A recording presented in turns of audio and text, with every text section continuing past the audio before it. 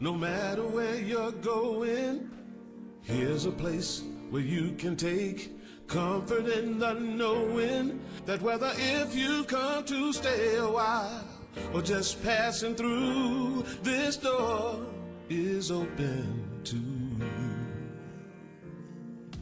Come and let's be silent. Come and share a hug. Come, let's pray together. Come love and be loved. From the blissed out to the turned out, from the pampered to the abused, this door is open to you. Come on in. Come on in. Come on in. Come on in. The God in us recognizes the God in you. The God in you.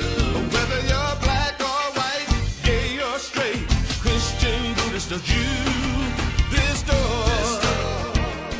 is open to you.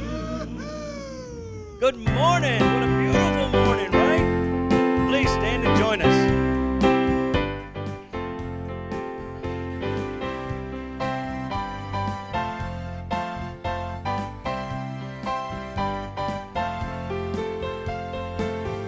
This is who we are, and we feel the love whenever we're together.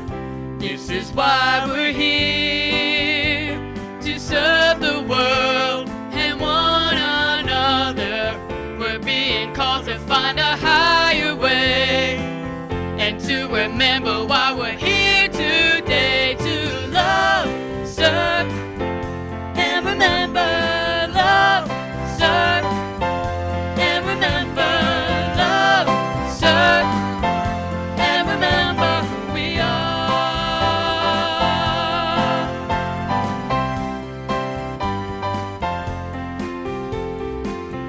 This is where we grow and find the truth that always sets us free. And this is where we play and enjoy like-minded company. A place where we can share our joy and pain. A place where everybody knows your name as we love, serve, and remember. Love, serve, and remember. Love, serve, and remember who we are. And in remembering to love and serve, we're transforming lives that transform the world. When we love, serve, and remember. Love, serve, and remember. Love, serve, and remember who we are. Love, serve, and remember. Love, serve, and remember. Love, serve, and remember who we are.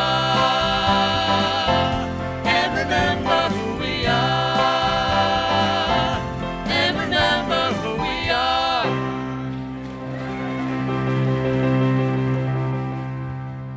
Good morning, Unity Renaissance. To all of you here present and those who are joining us online today, we're so happy to welcome you to this beautiful Sunday morning. Isn't it gorgeous outside? I mean, I love the way we just prayed away the thunderstorms and everything else. Good job, you guys. Great to be back with you today, feeling really good. Hope you've had a good week.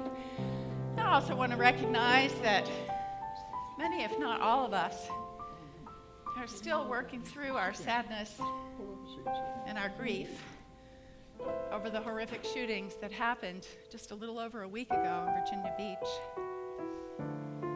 Hopefully some of you made it to the beautiful interfaith service or saw it on TV. It was held at Rock Church. And I want you to know that if any of you would like to speak about your feelings, would just like some extra support or love or prayers, that I'm here for you. So are all of our prayer chaplains, our licensed Unity teachers. We're here for each other, and we will get through this. I also want to let you know that thanks to Marsha Austin, we have decided to sell, there are these blue t-shirts now that say VB Strong. You may have seen them. We're going to sell those for $15 a piece, and every penny of those proceeds will go to a United Way program specifically earmarked to help the families of the victims. So if you're interested in that, you can purchase one out there at the table in the narthex after the service. In the meantime, I invite you to just continue to hold the high watch for all those, including ourselves, affected by this tragedy. Continue to be the light. Send out your prayers for peace and healing. Well, unity is positive, practical, progressive Christianity. We follow the teachings and the example of our way shower, Jesus, and seeking to more fully love ourselves, love God, and love one another. From that beautiful consciousness of love here at Unity, we honor all paths to God, all names for God, and all expressions of God. And each and every one of you, radiant, beautiful souls, and each and every one of you watching online today, never forget that you are an expression of God. You are a spiritual being having a human experience. Remember that as the truth. We know that when we tune into that truth, when we tune into that divine light within us, and when we behold it in one another, it just grows and grows, and it shines out to bless the world. Our vision at Unity Renaissance is, together, a spiritually awakened world, living in peace, love, and joy. And we are manifesting that vision through our mission, which is, together, we transform lives that transform the world. Let's begin our time of transformation this morning in prayer. I invite you to close your eyes, take a deep breath in, filling your lungs with the beautiful energy of spirit. Release and let go into oneness. On this Sunday morning, we are so grateful to be together in spiritual community. We're so grateful for the love that unites us. We know that indeed we are connected to all living souls, to every living being here on planet Earth. We're grateful for this special place where we nurture unconditional love, practice acceptance, and strive for greater peace and harmony, not only here, but out in the world. So we just take a moment in this very instant to just send a wave of love out across our community, across our country, across our world, knowing that what we believe we can achieve. So we hold to this vision of a new era of oneness and peace emerging, and we go forward to do our part. And for these many blessings today, for the new insights that we receive in whatever form they arrive and what unfolds from them, we are so grateful. Thank you, God. And so it is. Amen.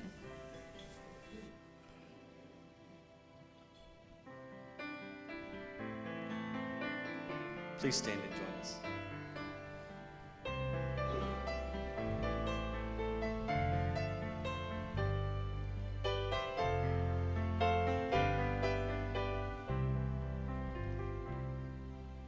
Into thy hands I commit my spirit.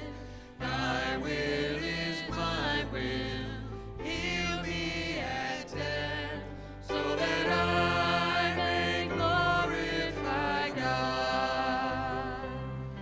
Reveal that which needs to be revealed. Heal that which needs to be healed, so that I may glorify God. We're going to let Lily lead the left side of the room and Boyd lead the right side of the room as we sing this in a round now. So you guys just be comfortable over here while we start. Ready? Into thy hands I commit my spirit. Thy will is my will. Hear me at death, so that I may glorify God. Reveal that which needs to be revealed. Heal that which needs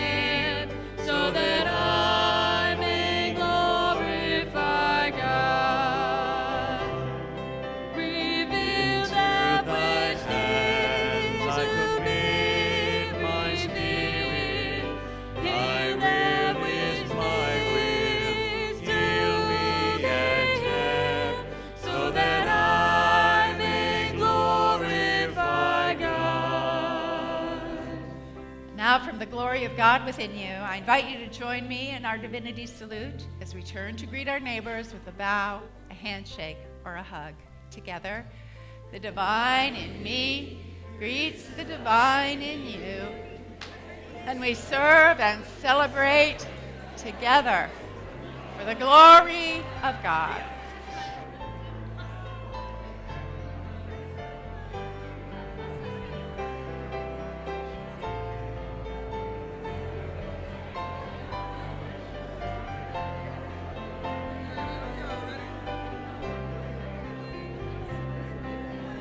Into thy hand I commit my spirit.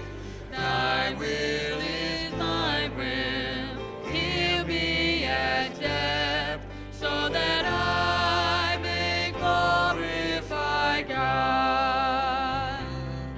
Reveal that which needs to be revealed.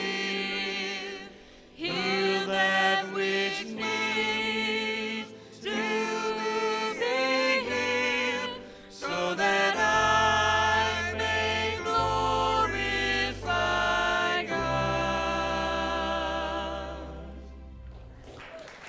Give yourselves a hand. That was beautiful.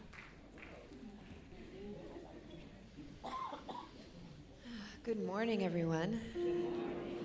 My name is Lisa Smith, and I am pleased to be the platform host for this morning. I will be reading the daily word. The word of the day is gift of life, and if you will join me, please, in the affirmation that you'll see up on the screen. I live each day in celebration for this sacred gift of life. I give thanks that I am spiritually centered so that whatever I do, I am consciously aware of God. Every part of my mind, body, and spirit joins in the celebration of wonder. Divine life flows through me now in unlimited measure.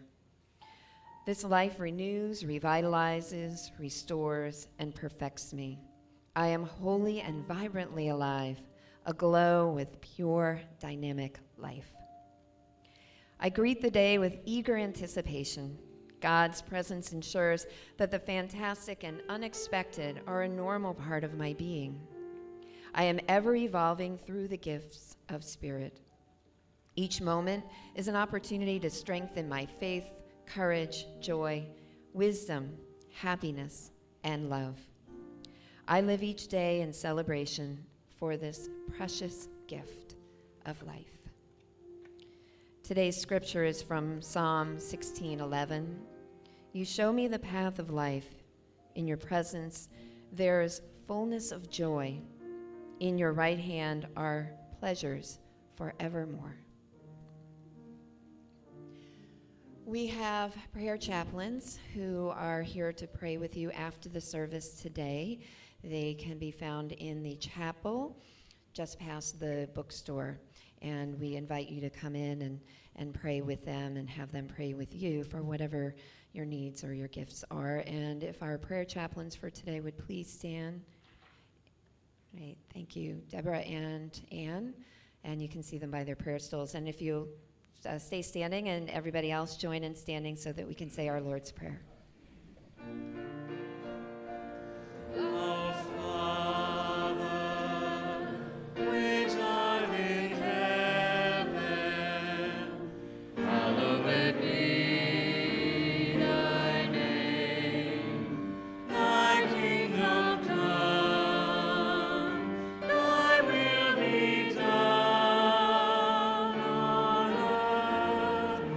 As it is in heaven.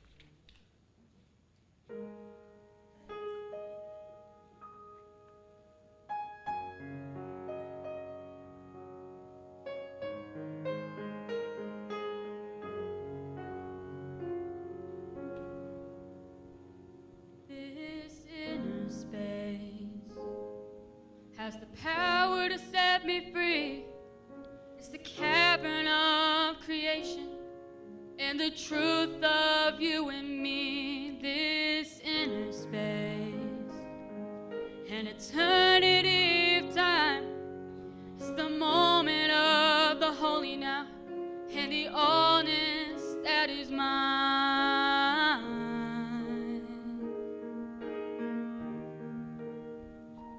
This inner space contains all that I need.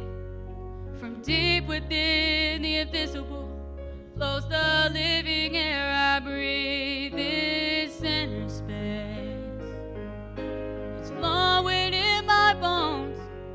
It stirs my heart, it stirs my mind, and every prayer I've ever known.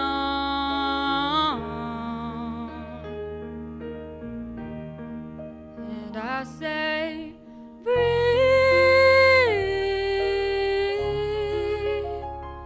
Just breathe.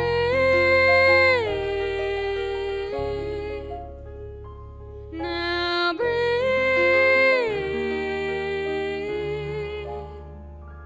This peace.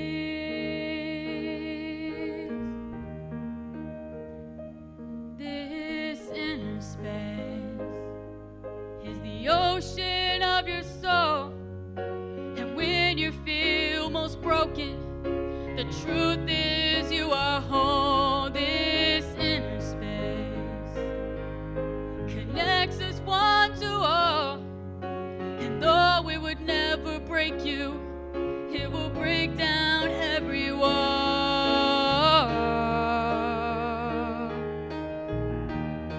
So I say, breathe.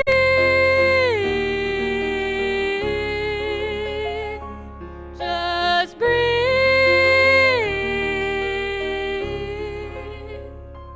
Now breathe.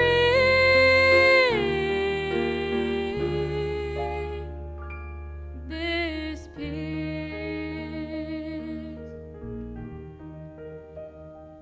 This inner space invites us to renew. In all my endless choosing, I become the chosen to this inner space. It never knows the best. In a quiet place, you can hear it, and it just might make you laugh. So I say, breathe.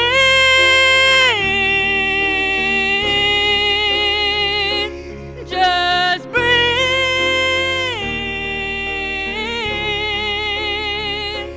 Now breathe.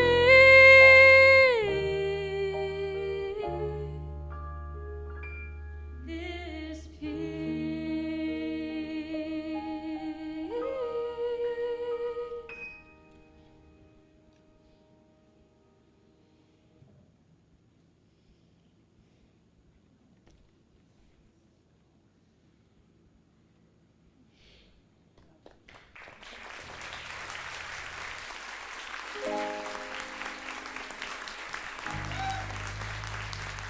Willie Scott, ladies and gentlemen.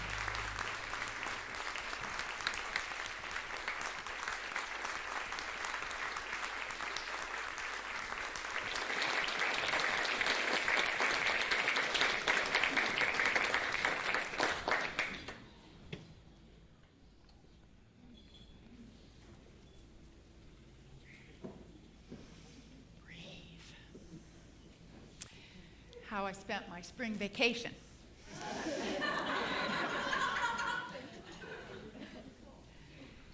After the Da Vinci Code came out, there was rampant speculation about Mary Magdalene. Was she Jesus' wife? Did they have a child? Was there a bloodline? What happened to the child? What happened to Mary Magdalene? There was a lot of really fabulous fiction put out there, and a lot of people cashed in on it. Well, I can't claim to have the definitive truth about Mary Magdalene. All I can do is share with you from my heart what I have come to believe to be true. based on my own studies and my own experience. And then you get to decide for yourselves what you would like to believe. And so my talk today was prompted by the trip that Richard and I just completed in Europe. We were part of an 8-day, 11-person tour of southern France that traced the ministry and the legacy of Miriam the Magdala, who we know more commonly as Mary Magdalene. And the trip was organized and led by Jeanne de Quian. She is the person who translated and published the Gospel of the Beloved Companion, the complete Gospel of Mary Magdalene, in 2010. And so here's a picture of our wonderful little group. And we were in a medieval town here, and so you can see Richard and me in there. We had one member of our church, Brenda Cerniak, who's on the far right there. Jan's in the middle. Also, Reverends Don and Patricia Lansky from Unity of Charlottesville were with us, and several members of Jan's community up there in Vermont. And so what I want to share with you today is what I learned and what I have sort of pieced together as being true as a result of this time and our discussions and our questioning and our studies. After Yeshua's death, the apostles scattered for their own safety. They went to different places. Miriam traveled to Alexandria, Egypt, where she stayed for 4 years. And during that time, she compiled the notes of her own experiences, what she had seen and experienced and learned through the teachings of Yeshua. I believe that is where she compiled her gospel, the gospel of what we call Mary Magdalene. Well, after those 4 years, she joined up with her sister Martha, her brother Lazarus, Mary Salome, and Mary Jacobi, and a couple of male followers, and they all got into a boat headed for Cyprus. Cyprus is an island in the eastern Mediterranean near Turkey. But they encountered a very violent storm that threw them off course, and instead they ended up on the southern coast of France in a town called Saint-Marl de la Mer. And there's actually a stained glass window at a cathedral in Bourges, France, that the boating party there, you can see them, making their journey across the Mediterranean. Well, after they arrived, each went their own different way, and Miriam went to a place called Saint-Baume in southern France. And this was known to be a place of pilgrimage for worshiping the mother goddess. And we believe that she may have gone there in order to associate with the priestesses who lived there and who practiced their ancient faith. And it was here in Saint-Baume, and that's a picture of how it looks today, obviously, not how it looked when she was there. It was there in Saint-Baume that Miriam began to share Yeshua's teachings as well as her own. She lived there for 3 years, not the 30 years claimed by the church, and she did indeed live in a cave on top of the mountain, although not the cave that has been designated by the church and essentially set up as a tourist attraction. The real cave is in a much more remote location. During her time there, her 3 years there, Miriam healed emotionally and spiritually. She began to discern her next steps and to launch her ministry. And it is said that every day she would meditate on a ledge way up on the mountain, on basically a cliff overlooking the valley. Well, Saint-Baume is really a massive mountain ridge. Looks like this. And at the bottom of it, as you can see, there is an immense forest. Well, we hiked through that forest. There's my favorite hiker right there. Looking very official. We hiked through our forest. We hiked all the way up the mountain to the top. And at the top, we did indeed visit the cave where Miriam lived, as well as the ledge, the overlook place where she had meditated. We were asked to not take or share photos of those locations. But here's what the view looked like from the top to give you an idea of just the immense beauty up there. So we spent some time up there and traveling around, learning more about her life there. And after Miriam left Sambon, she traveled up the Rhone River Valley with some of her followers, getting almost to Paris. And at that point, some of her followers broke off and traveled northwestward, crossed the English Channel, and founded what later became the Celtic Church. You see why there are some similarities in some of these beliefs. Miriam preached and taught throughout her entire life, mostly in this area around southern France. She eventually returned to Sambon, and she traveled westward along the coast and then turned inland toward the Pyrenees, and she died there. It's estimated she was in her 70s. Isn't that something? This is a beautiful story. And when she was teaching and preaching, she was really focused on the area of southern France that is now called or has been called for centuries now, the Languedoc. The Languedoc. And this same region, centuries after her life, became the place where Catharism grew up and spread. And in fact, in our travels, we did an awful lot of driving, getting to different sites and traveling around. And when we would come into this area, we would see signs like this that basically say, this is the land of the Cathars. So who were the Cathars? They were a religious sect that embraced the simple Christianity that had been practiced by the apostles, including, I would add, Miriam, whom Yeshua had designated as the apostle to the apostles. And the Cathars picked up on many of the beliefs and ideas that had been circulating freely in various Christian communities before the Nicene Creed set down the specific, sort of fixed what the tenets of mainstream Christianity were. And from that point forward, from 325 forward, anyone who did not align with or accept, support the dogma and the doctrine of the organized church in Rome was considered a heretic. And Catharism became so widespread and so successful that the church later referred to it as the Great Heresy. You see, the Cathars were most focused on what Yeshua taught, not what the church taught about him. Does that sound at all familiar? Right. They wanted to follow the teachings of the original Gospels.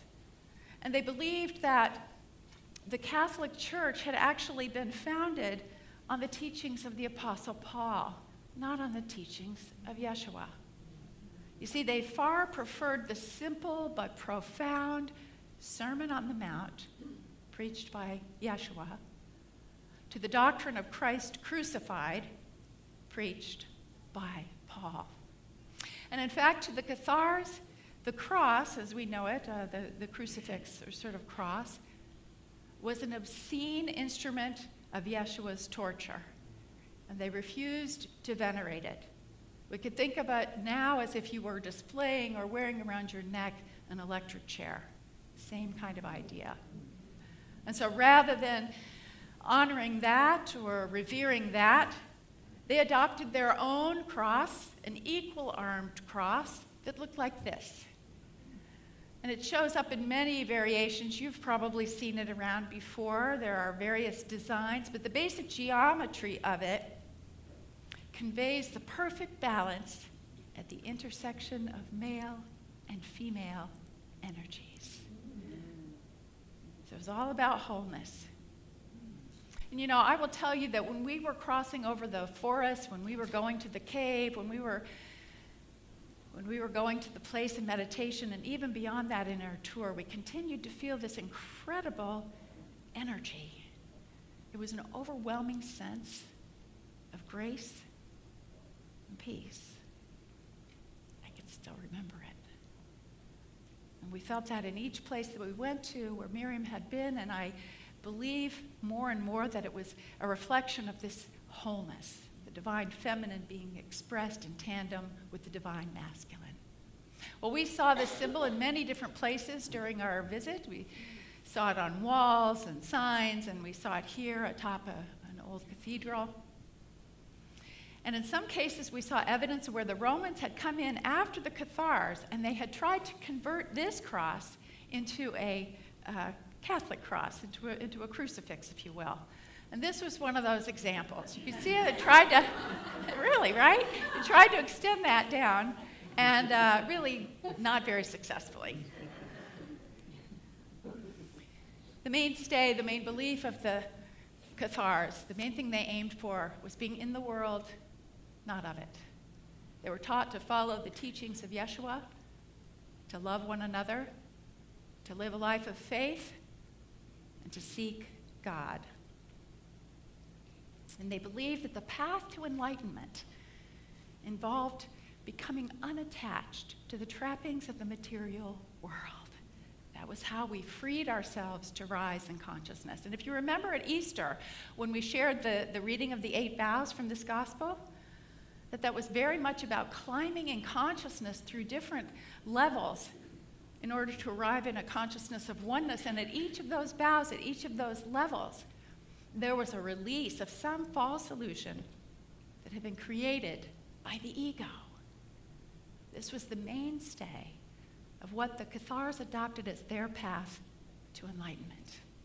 Well, by the early 1100s, Catharism had caught on. It was spreading. It was widespread, hugely popular. And this was a culture in which people of various religious and ethnic backgrounds were all embraced. Women were given equal treatment. They were educated, given property rights, allowed to help lead the movement. The Cathars did not build churches. They typically held their services in barns or fields or in people's homes. Rather than giant cathedrals, the most they did was build small chapels. And we saw a few of these during our tour. They were very simple, but again, that same beautiful energy of peace was present within them. And in some cases, as that one on the right, you could see a little plaque where the chapel had been named for Miriam.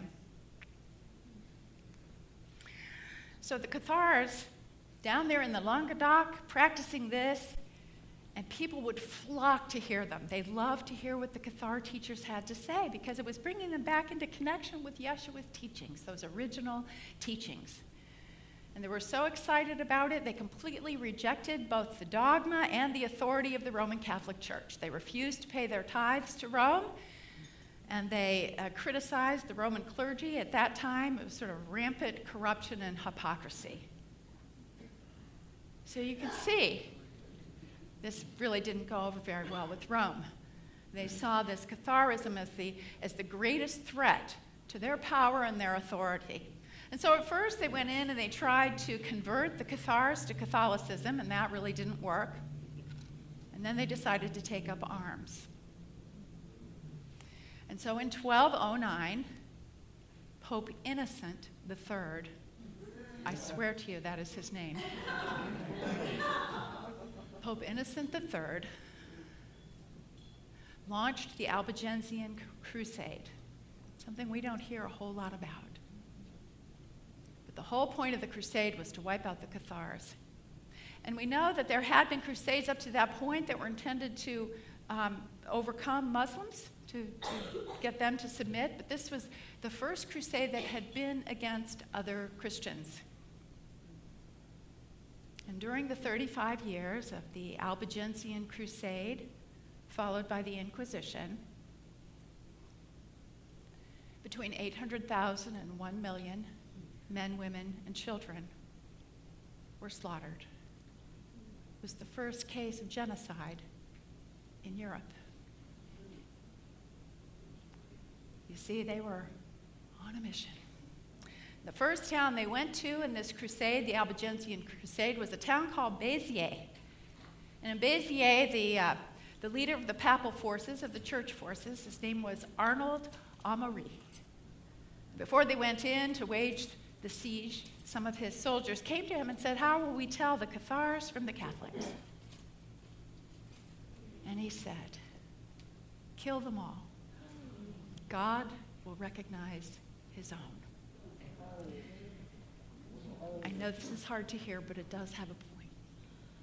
And a bloodbath ensued, and people were not so much surprised that the church had taken action against other Christians, but rather they were using such barbaric, atrocious means of wiping them out. So people were burned alive. They would board up cathedrals with men, women, and children trapped inside and burn them to the ground. They would torture the so-called heretics. And this continued in town after town, fortress after fortress held by the Cathars. You know, it was not easy. The Cathars were brilliant, actually. And knowing that this was coming, they had been very wise in building their fortresses on the very highest mountaintops to defend them, in essence. And we saw all the various things they built into them to be fail-safe. This gives you an idea of the kind of overlook. And this one in particular is one of the fortresses, actually two parts to it, castles that we climbed to. So we were standing taking this shot of the castle down below and looking up at the castle above. And believe it or not, we climbed all the way up there. But you know what? To think about building that castle was one thing, but to think about people being so driven as to go up there to try to slaughter people was another thing altogether. Well, the last siege that occurred during the Albigensian Crusade, actually it was now during the Inquisition, was at Montségur. And Montségur had become sort of the last refuge for the Cathars who were trying to flee to safety. And the siege there lasted 10 months. It would have lasted longer, except one of the insiders in the fortress there betrayed them by allowing the invaders access to the castle. When the Crusaders got there, they called a 2-week truce with the people, the Cathars in Montségur. They said, you have 2 weeks to make a decision. You can either renounce your faith and wear a yellow cross for the rest of your life, indicating your conversion, or you can die in the pyre that was being built below the fortress in plain view. So where they're being offered this ultimatum, they're seeing this pyre being built down there. At the end of the 2 weeks, some of the Cathars did indeed opt to surrender and to wear the yellow cross. But the majority, about 220 of them, refused to renounce their faith.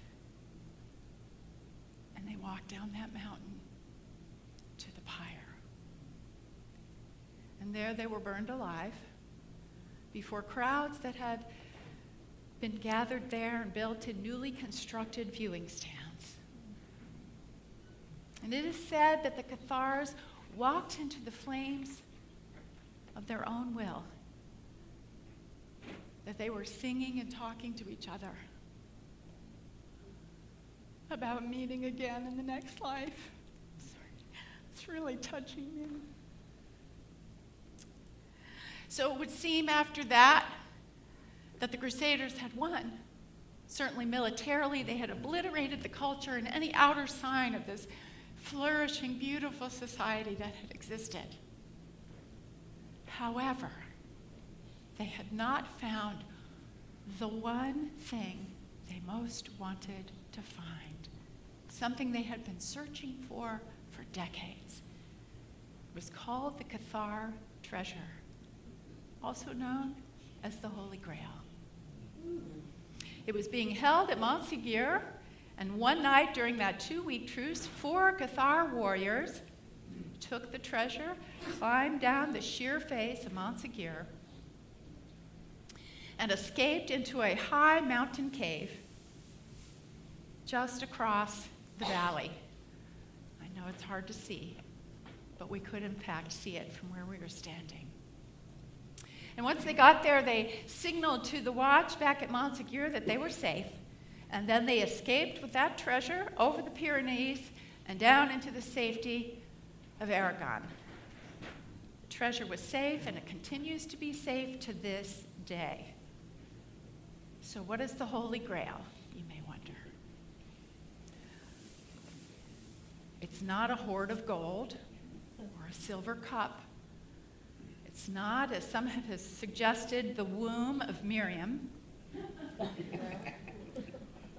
It is the original copy of the sacred text that underpinned all of the Cathar philosophy. And I'm here to tell you, with all my heart, I believe that sacred text was the gospel of the beloved companion. Consider, that was the only gospel written by someone who had been there. And when you read it, you feel it. It was the only gospel that focused on Yeshua's messages rather than the doctrine of the church. It was the only gospel that revealed that Yeshua and Miriam were married, although there was not a child. And it was the only gospel in which Yeshua was very clear in designating Miriam as his successor, the apostle to the apostles, the one to carry on. And finally, it was the only place where this teaching about the path to enlightenment through the 8 vows, renunciation of material possessions and attachments, the only place where that could be found. Realizing this, and I came to this realization on my own, obviously has been immense. And I realize what a treasure has come to us. So much more to learn and know about it. Well, after this period of time, the tradition that had been on all outer signs obliterated continued on, but underground. And a network was built there, and education continued, letting people know, letting the common people know, continuing to share these teachings, and it continues to grow to this day. There is an organization here that operates here in the United States as well as in France called La Cano, and they are very devoted to sharing these teachings, spreading the word. So you may wonder, what does this mean for us? Unity beliefs are not fully reflected in Cathar theology. There are differences between Catharism and unity. But absolutely, we were kindred souls. We are kindred souls. Absolutely, I feel very connected to these people. And I feel that unity is a part of that golden thread of truth that stretches all the way back to Yeshua and Miriam, through the Jesus movements and the Gnostics and the Cathars, to this very day. And the fact that this particular society that flourished there embraced these ideas of diversity and equality and acceptance and respect for all people tells me that that is possible, that that can happen again. The result was incredible prosperity, joy, and harmony among the population. It tells me that our vision for a spiritually awakened world, living in peace, love, and joy, was alive, at least for a while, in one corner of the world. And it can happen again. So at the end of our tour, we visited a little chapel in a very remote location. I mean, very remote. We traveled seemingly endless, winding mountain roads till we got there. And I don't even really know where it was, but we came to a little chapel that was dedicated to Miriam. Very simple, similar to what we looked at there. But people had brought in flowers and candles and different photos representing what they thought she looked like. And in the back, on the wall of that chapel, there was a beautiful painting of Yeshua sitting on a hillside, looking very reflective and thoughtful, gazing down on the land. And there was a statue of Miriam that really touched my heart, showing her with long dark hair and her hand over her heart, just looking down with compassion. That was my gift. It was my lasting gift. I felt so moved by this experience, and I will share with you that I also feel a greatly rekindled, renewed joy about unity and a renewed sense of mission and purpose for why we are here. There's a saying in the Lacano tradition, après 700 ans, la vigne reverdira une fois le plus, which means, was that pretty good? Which means, after 700 years, the vine of truth blossoms again. We're about 700 years out from the Cathars. The time is ripe for a new age of peaceful coexistence and harmony and acceptance and joy and oneness. And my friends, I believe with everything in me that we are here to help lead the way. Let's turn now to our meditation.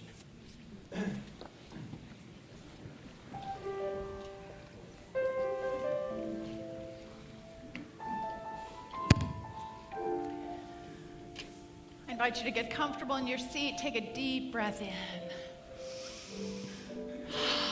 Release and let it go. Releasing into this energy of oneness and love so palpable here in this sanctuary.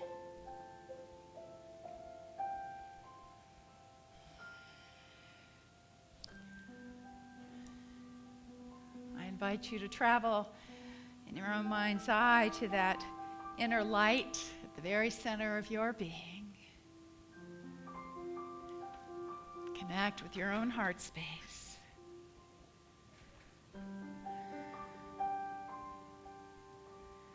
Breathing into the truth that we are all connected. All of us here in this sanctuary, all of us watching today, everyone in our community and indeed in our world, and we are further connected with those who have come before us, wherever they may be now. In this moment, we feel that sense of grace and blessing. Gratitude for those who felt with such clarity and showed with such conviction and courage that there is a more enlightened way to live.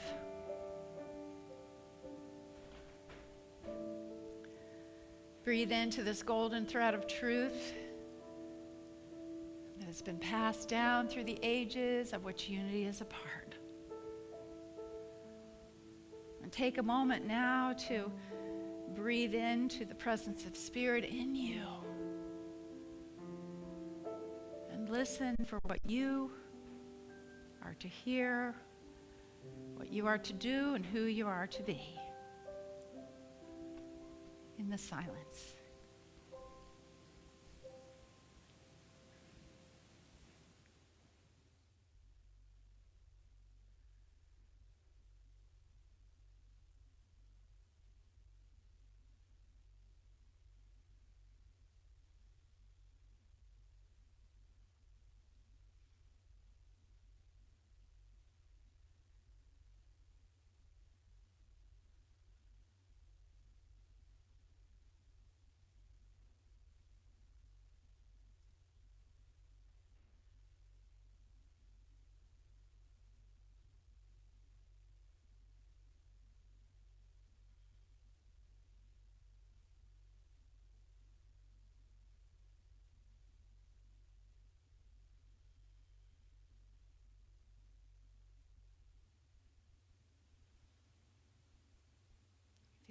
We feel gratitude bubble up within us as we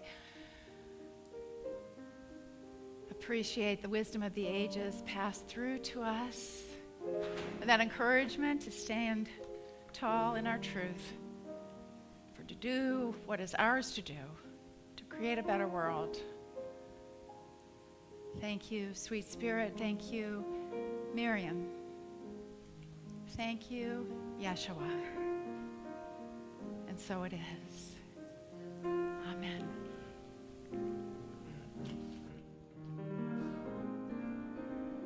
Flow, Spirit, flow through me as I open up to be an expression of your unfolding vision. Spirit, show through me as I open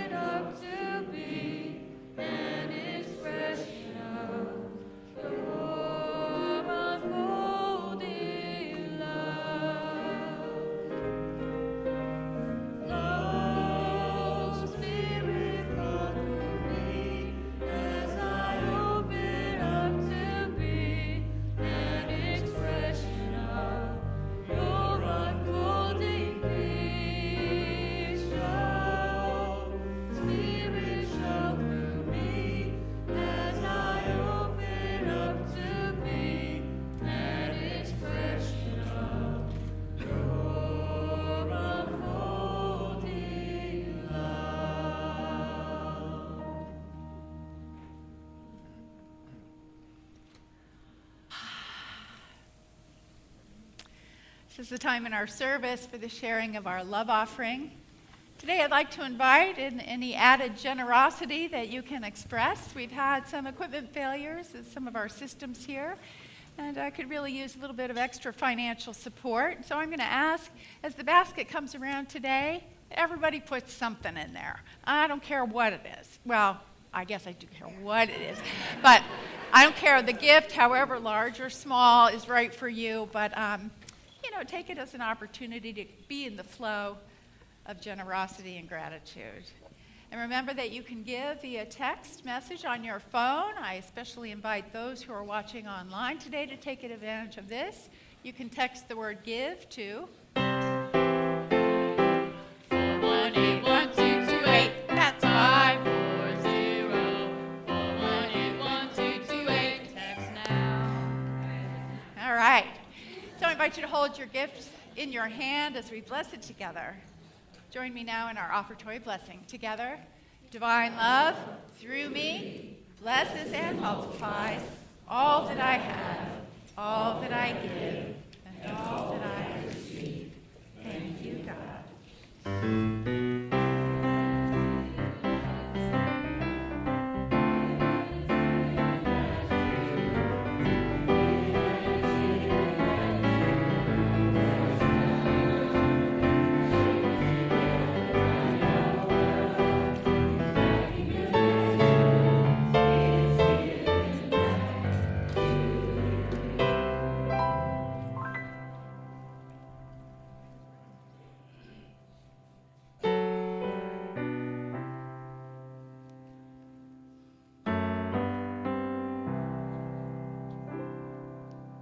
There's a new church on the horizon, made of light, not of stone, calling out to all creation, you are not alone.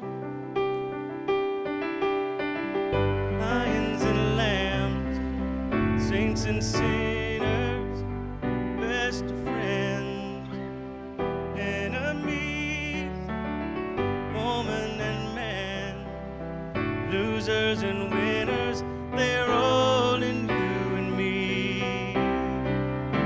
And we are one heart, looking for answers. We are one soul, finding our way through the dark.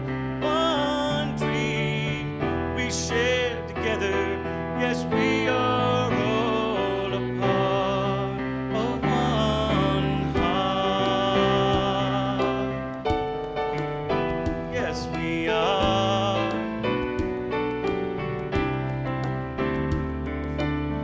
Out in the cold, there are faces hidden by the wind and rain. Hold out your hand, someone will take it and bring you home again. For we are one heart, looking for answers. We are one soul, finding our way through the dark. One dream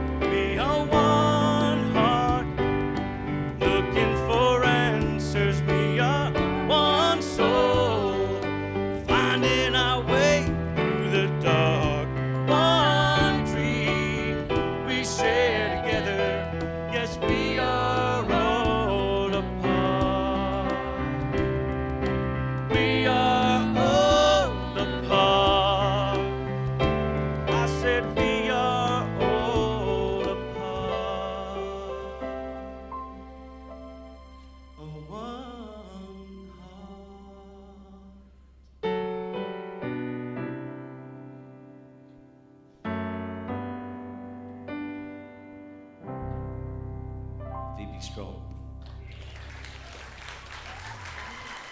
Boy, Doc. Give him some love, brother boy. Come on down, folks. He's so cute. Take a moment to turn to gratitude within. All right, you made it. Good job. Good job. Oh, I forgot mine. Okay, hang on. Feeling the blessings of this day and these generous gifts shared in support of this ministry.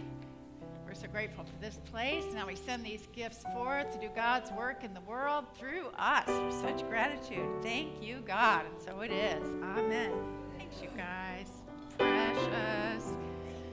Hey, today we have something special happening here. Actually, a couple of special things. We are welcoming 11 new members of Unity Renaissance. Woohoo! So we have our new member ceremony today. As you know, when you're a member of Unity Renaissance, it gives you rights, voting rights primarily. You can vote at Board of Trustee elections. You can vote on major decisions, particularly major financial decisions. It also allows you to participate on the Finance Committee, to be a prayer chaplain, and a few other things. You also receive, as a member, a 10% discount in our bookstore.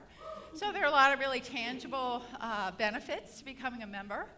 But I really think the most significant part of stepping into membership is the spiritual commitment that it represents.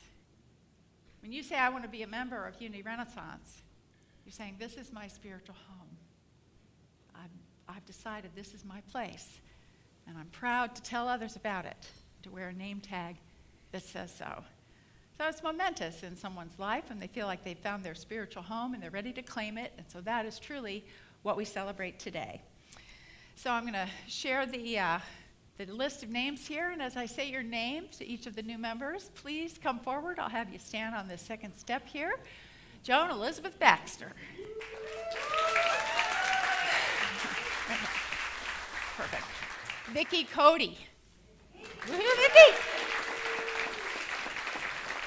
Shannon Egan, are you here today? He's one of our high schoolers, new student member, all right. Natasha Fleet, I know you're here.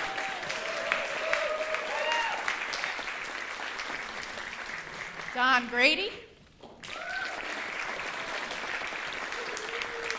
Quintina Harris. Nicholas Hill.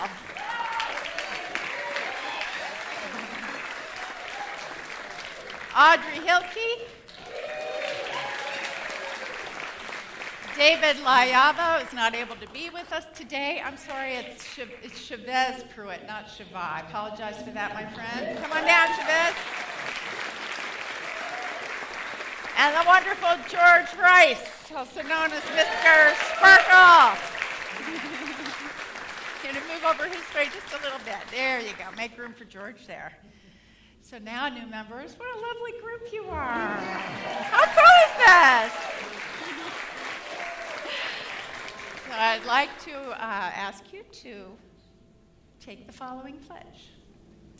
As a member of Unity Renaissance, will you live in accord with the universal principles of love and truth as exemplified by our way shower Jesus, and further the work of Unity Renaissance with your active interest, love, and support? Will you commit to being an active and positive presence here, to accepting both yourself and others in an unconditional way, and to seeing all people as unique manifestations of the one source, God the Good? Will you do what you can to support yourself and others in finding greater peace and harmony within, and join with them to create greater peace and harmony in the world? If so, say, I will.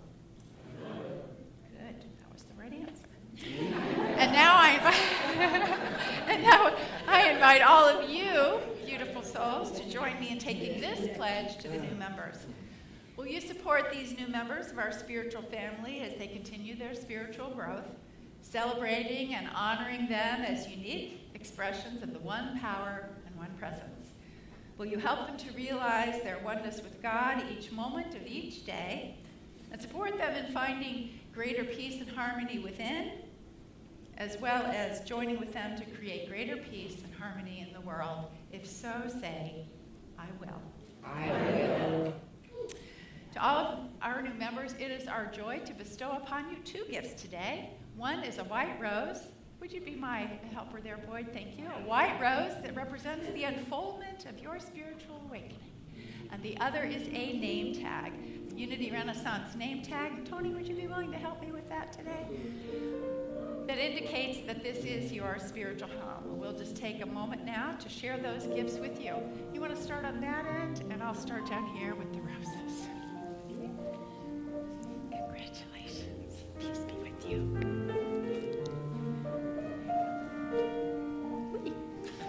Congratulations, Vicki. Peace be with you. Congratulations. About time. Peace be with you.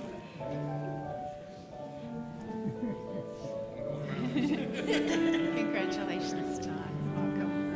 Peace be with you, my friend.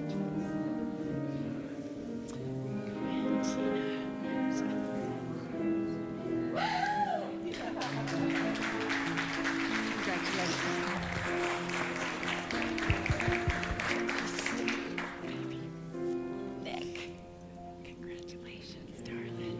So glad you're here. Dear beautiful Audrey, congratulations. So beautiful. Peace be with you. Thank you.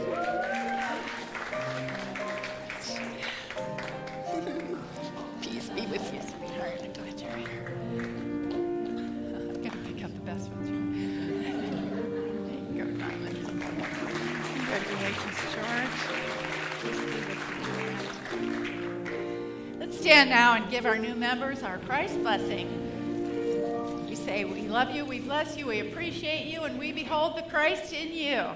To our beautiful new members of Unity Renaissance, together, we love you, we bless you, we appreciate you, and we behold the Christ in you. Love you, we love you. Thank you. And you may return to your seats. How blessed are we? My goodness.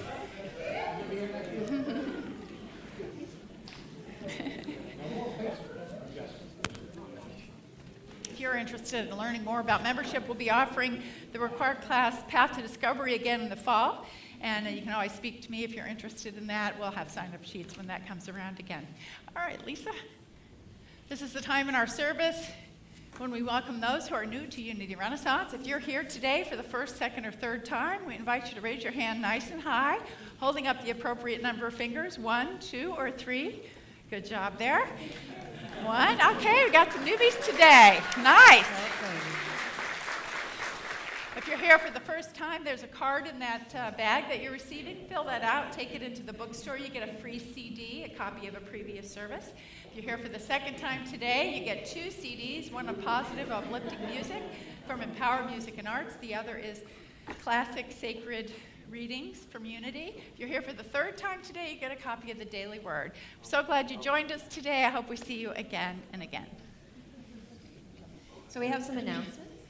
Next Saturday, we have a workshop being presented by Laurel Brooks, Breaking the Habit of Being Yourself, and she'll be teaching you how to use EFT tapping to deal with and clear challenging emotions. And so that's a love offering suggestion of $20, and you can sign up for that on the hall wall. And then the following Saturday, on June the 22nd, we will be a part once again of Gay Pride Festival down there at what is it called? Town Point Park, thank you, in downtown Norfolk. We've been doing this for a couple years now. Every year it gets better and better. We have a wonderful booth there, spreading our wonderful love and joy. I encourage you to go to the festival, to visit our booth, and it will be open there from 10 a.m. to 4 p.m. on Saturday the 22nd, and really just show support for our LGBTQ, blah, blah, blah, blah, etc. brothers and sisters. Really, we're one. So really huge appreciation to Debbie Amey for coordinating that for us again this year. Great, thank you. And it's time for summer camp. So Brian Egan, once again, will be hosting his summer camp the week of July 8th. So it goes the 8th through the 12th. from the morning into the later afternoon, and he's got all kinds of special things that he's got planned, leadership training and team building, yoga, sound bath, etc., and a special field trip. And so you can find out more information and sign up for that. There's some really pretty brochures out on the hall wall as well. At this point, I'd like to invite up our wonderful board president, Valerie Winters, who has a special presentation for us.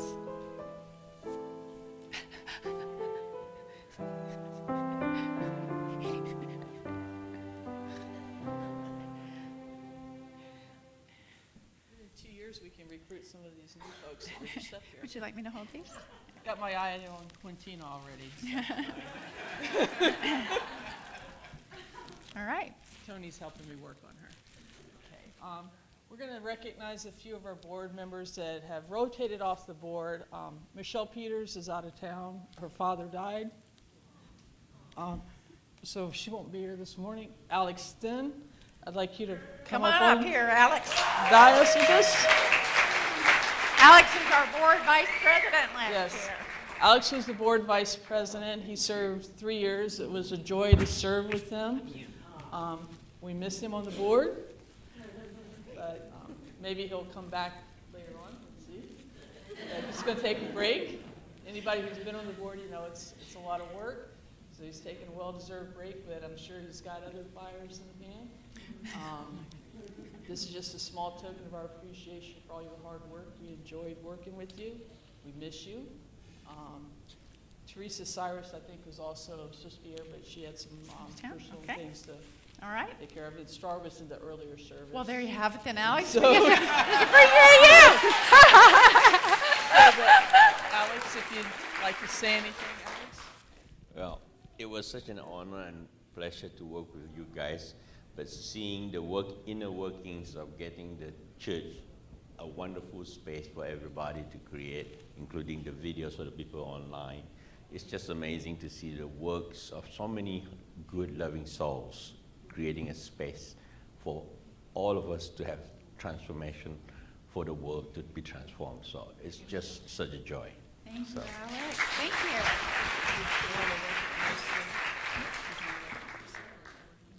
Oh, yeah. Forgot about that. Oh, thank you. Just real quick, we just want to recognize where there's, just the people that are currently on the board so that everybody just can put a face with the name. Jess Downey is our vice president. Tony Porton is the treasurer. Ann DeMichael is a non-voting trustee. Jim Hudson, non-voting trustee. Hazel Gaines, non-voting trustee. Lee Pennypacker, treasurer. Another secretary, Amber. Amber is recuperating at home. She's the secretary. And this is our board president. Margaret Jenkins is visiting family this morning, and she is also the secretary. The rockin' board band. You guys are awesome. Thank you. I'll give these back to you. All right. We are so blessed here. We have a fantastic board, fantastic congregation. And with that, this is where we say goodbye to those of you who are watching online today. We really enjoyed connecting with you. You know, there's really nothing like being here in person, though. So I hope you... Is there? Right? So if you're in the vicinity, I hope you consider coming and enjoying the hands-on experience of being at Unity Renaissance. We look forward to seeing you again next week. And with that, let's welcome in the children. We are walking in the light of God.